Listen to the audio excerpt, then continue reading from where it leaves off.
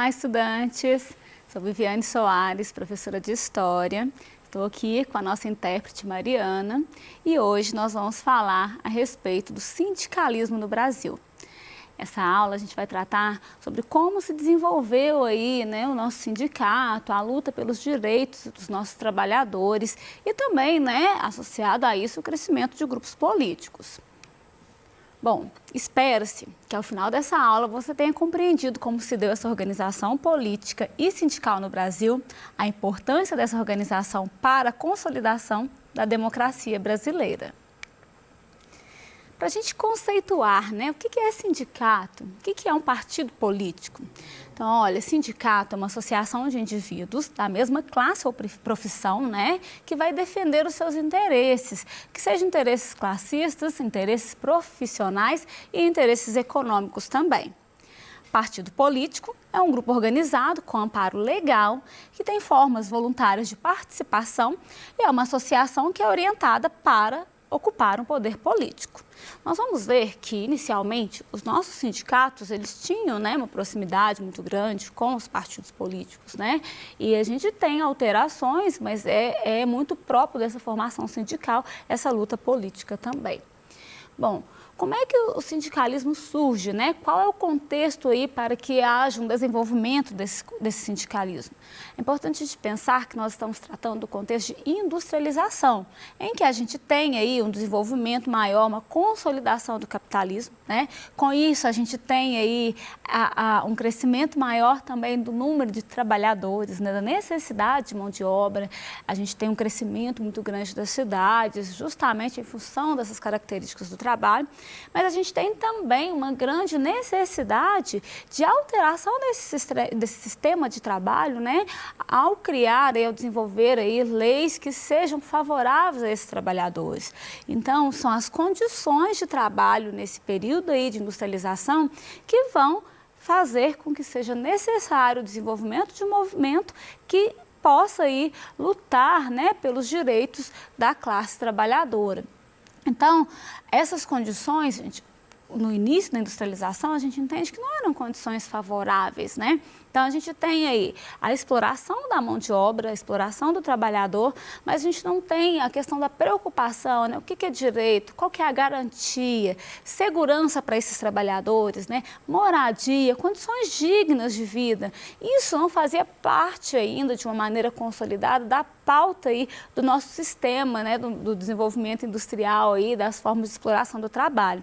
Muito pelo contrário, A gente tem trabalhadores que são sujeitados a péssimas condições de trabalho, locais que são insalubres, com grandes riscos de acidentes, isso é muito comum, não tem uma norma, então a gente tem crianças, mulheres, desenvolvendo trabalhos que muitas vezes, além do que seria possível para determinados grupos, ou fazendo os mesmos trabalhos que outros grupos, mas sendo remunerados de uma maneira inferior. Tudo isso é muito marcante ao longo do processo de industrialização e está diretamente relacionado ao crescimento da luta por esses direitos, e ao desenvolvimento dos sindicatos, no mundo todo.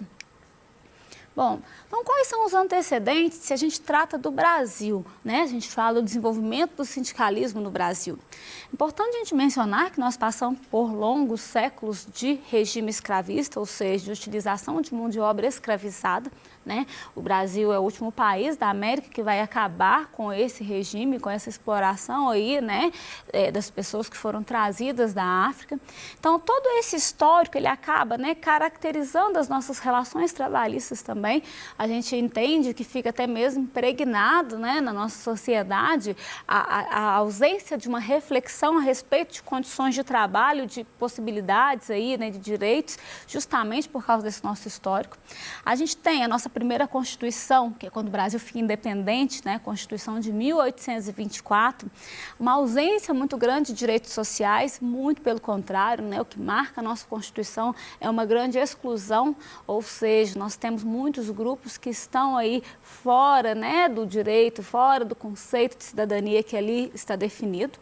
A gente tem mais tarde a Constituição Republicana, que é uma Constituição que trata um pouco mais a respeito da questão do trabalho, né, principalmente quando se trata do trabalho dos menores de 12 anos, mas que não avança muito, perdão, os menores de 16 anos, né, crianças de 12 a 16 anos, há uma regulamentação, mas que não avança muito, que não amplia muito com relação aos direitos sociais, ou seja, a gente vai passando aí bem a margem, né, da questão trabalhista. Ao longo da nossa história, há aí uma demora dessa conscientização e dessa concessão desses direitos. Bom, no final do século XIX, a gente tem uma transformação muito grande na nossa economia, né, que é esse processo de industrialização, o crescimento das nossas indústrias e, portanto, a gente tem também aí o crescimento de postos de trabalho.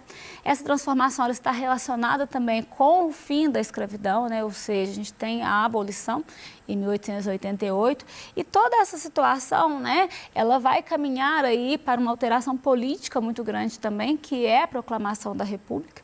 Então, há uma grande transformação da nossa vida, né, social, da nossa vida econômica, da nossa vida política e essas alterações elas vão se relacionar também com o desenvolvimento de um posicionamento maior, vamos dizer, um engajamento maior por determinadas causas, né, como a causa dos trabalhadores.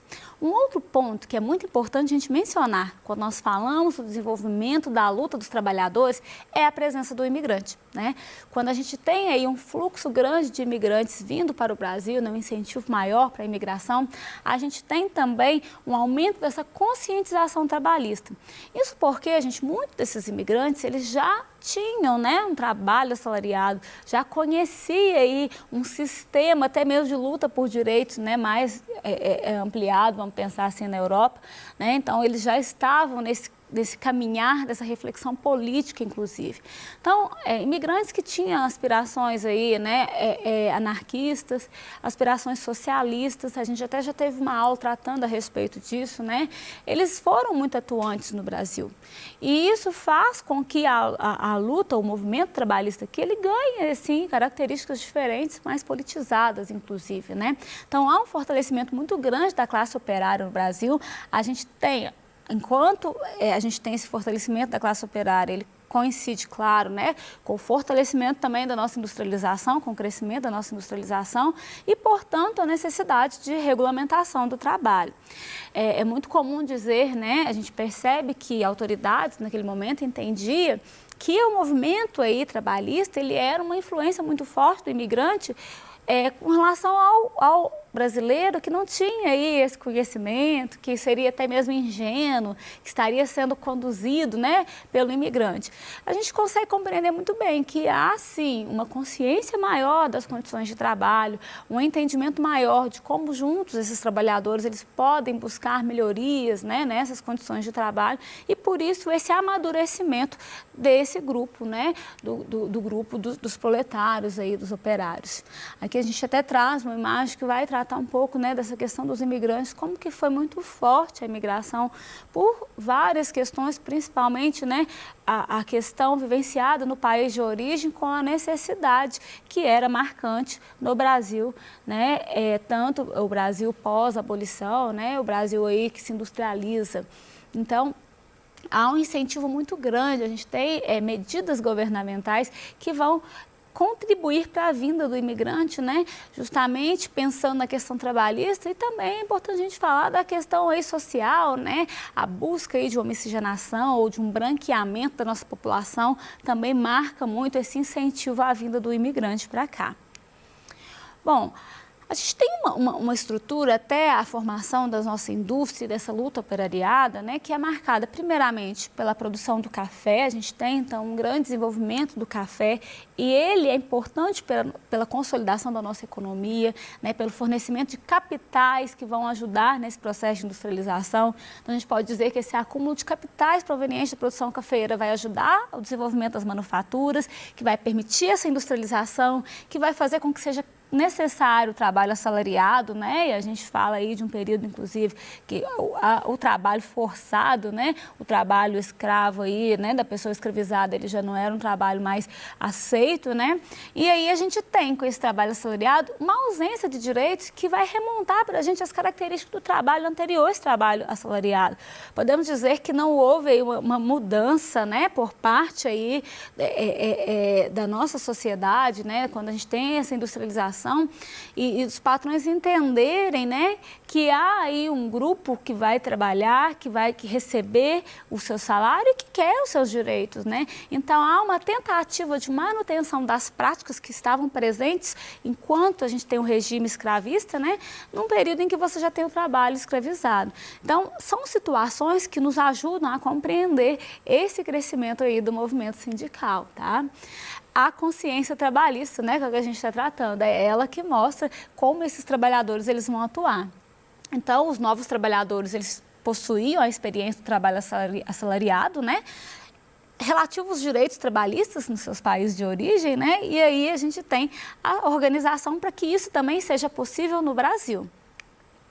As primeiras formas de organização que nós temos, principalmente, são sociedades de auxílio mútuo e nesse momento a gente não tem ainda, né, uma luta consolidada, mas a gente tem o fornecimento de materiais, de recursos, um trabalhador apoiando o outro em suas necessidades, né, e à medida que isso vai, né, crescendo, amadurecendo mais, a gente vai vendo que essas organizações já vão se transformar em uniões operárias e aí a gente tem aí um desenvolvimento maior, né, a gente tem aí uma união por ramo de atividade e há aí uma atuação de uma maneira mais consolidada, vamos dizer assim, mais organizada, melhor dizendo, né, com as uniões operárias e isso aí é um caminhar muito importante para que a gente chegue aí a uma formalização desses sindicatos, né.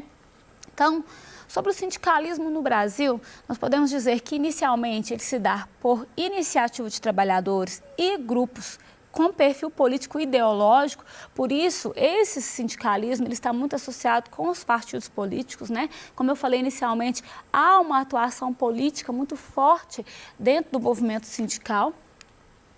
A gente tem alguns avanços, né, a partir das lutas que são desenvolvidas por esses movimentos. A gente pode falar ao longo do século XX de decretos, né, que vão regularizar sindicatos de trabalhadores, né? A gente tem aqui em 1903 os sindicatos de trabalhadores da indústria e das empresas rurais, da agricultura, né, e das empresas rurais. A gente tem também depois, em 1907, né, uma legislação que vai regularizar o sindicato dos trabalhadores urbanos. A gente tem também alguns retrocessos, né, nesse mesmo período em que a gente tem esses avanços. A gente pode falar sobre a Lei Adolfo Gordo, que ao identificar o imigrante como causador dos movimentos trabalhistas, do desenvolvimento do sindicato, a gente tem uma lei que ela vai punir com expulsão todos os estrangeiros que estivessem envolvidos em algum tipo de protesto, né, relacionado às questões trabalhistas. Continuando aí, né, nos avanços, nós temos aí a Confederação Brasileira do Trabalho, em 1912, que vai lutar por melhores condições de trabalho, uma maior regulamentação do trabalho, da carga horária, da remuneração, da questão do trabalho, né, da mulher, trabalho da criança. Então, tudo isso aí vai ser uma preocupação muito importante dentro dessa Confederação Brasileira do Trabalho.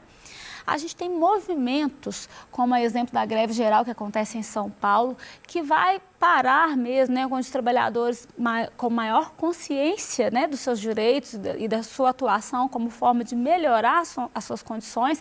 A gente tem aí essas paralisações e as movimentações aí, né, contra a ordem vigente. E isso é muito importante porque a gente entende que o movimento trabalhista, né, o crescimento desse movimento sindical, ele é feito de avanços muito limitados, são avanços pequenos, mas a gente compreende hoje qual o papel desses movimentos para que a gente tenha conseguido chegar no estágio que nós estamos atualmente, que não é o ideal, mas que é um estágio de crescimento de direitos trabalhistas, né, ao longo da nossa história. A gente vai tratar um pouco também sobre o desenvolvimento desse sindicato, principalmente quando nós falamos aí do período do governo de Getúlio Vargas, né? Getúlio Vargas que assume no ano de 1930 por meio de uma revolução, né? E estando no poder, há aí uma alteração nas questões trabalhistas.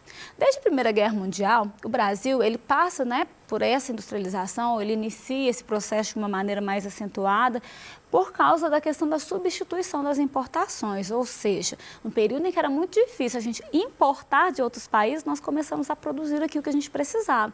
Então, há um desenvolvimento maior da indústria e há um crescimento também das lutas operárias. Então, estando no poder, a gente vai ter aí uma atuação do Getúlio Vargas, né, favorável às leis trabalhistas. É muito importante a gente pensar sobre essa atuação como uma questão política, né? As lutas, elas já existiam e ao conceder direitos, né, ao deixar, né, legalizar esses direitos, o Getúlio Vargas ele responde a uma demanda muito grande dos trabalhadores, né? Mas ele utiliza isso também como uma maneira o quê? De conduzir esses trabalhadores, né? De utilizarem eles a favor político, vamos dizer assim.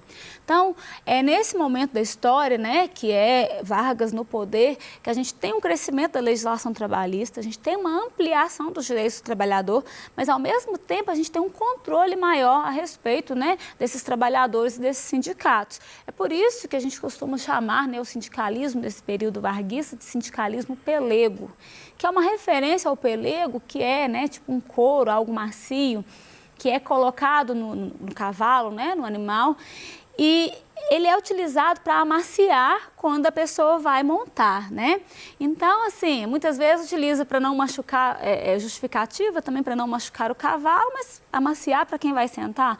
Ou seja, quando a gente fala de sindicalismo pelego, é aquele sindicalismo que muitas vezes ele está mais associado ao patrão do que ao trabalhador. Ou seja, ele não atua de uma maneira muito contundente assim, a respeito dos direitos do trabalhador. Ele tenta amaciar as relações ou até mesmo amaciar o trabalhador para que haja aí uma ação do Estado, uma ação, né, do patrão, vamos dizer assim. Então, a política trabalhista do governo Vargas, ela é utilizada como uma moeda de troca. E esses sindicatos, estando controlados pelo Estado, eles muitas vezes eles impediam tipos de manifestações, né? Eles conseguiam muito mais controlar os trabalhadores. Então, assim, é uma marca muito importante desse contexto.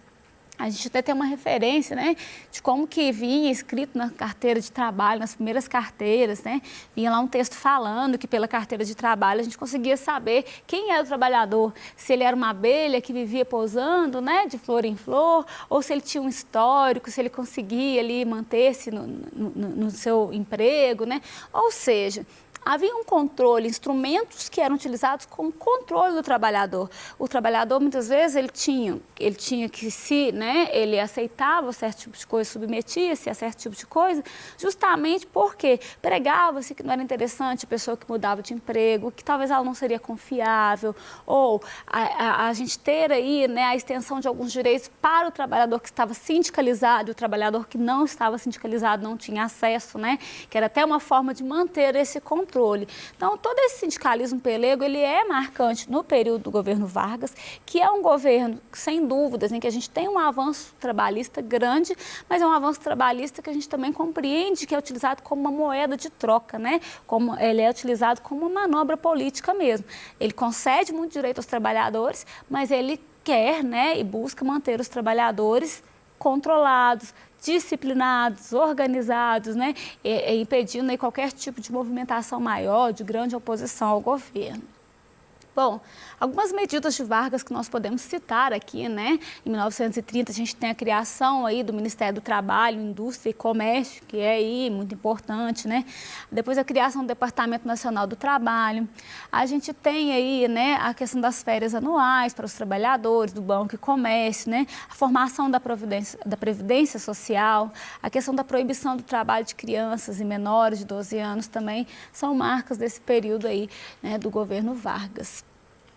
Nessa imagem aqui, nós trazemos até uma manifestação, né, dia 1º de maio, dia do trabalho, era muito comum eventos, né, em que Getúlio Vargas ele incentivava, né, participava, e a gente até tem aí uma faixa, né, que fala muito sobre isso, trabalhador sindicalizado é trabalhador disciplinado, né? Ou seja, uma referência a esse sindicalismo pelego, em que esses trabalhadores eles estão sendo mesmo controlados por esse sindicato que deveria defender os seus interesses, né, seus direitos.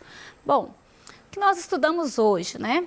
A formação do movimento sindical no Brasil, a imigração, né, relacionada a essa formação e um pouco sobre o Vargas e as leis trabalhistas que vão se desenvolver nesse período. Vou deixar uma questão para que você faça depois, né? Você consulte o slide lá no site do Estude em Casa, faça essa questão e em uma outra oportunidade a gente pode corrigi-la. Espero ter contribuído aí, né, para o seu conhecimento sobre esse período, que te ajude no seu exercício, na resolução do seu PET. E em breve nós voltamos com um outro tema para as aulas. Até mais!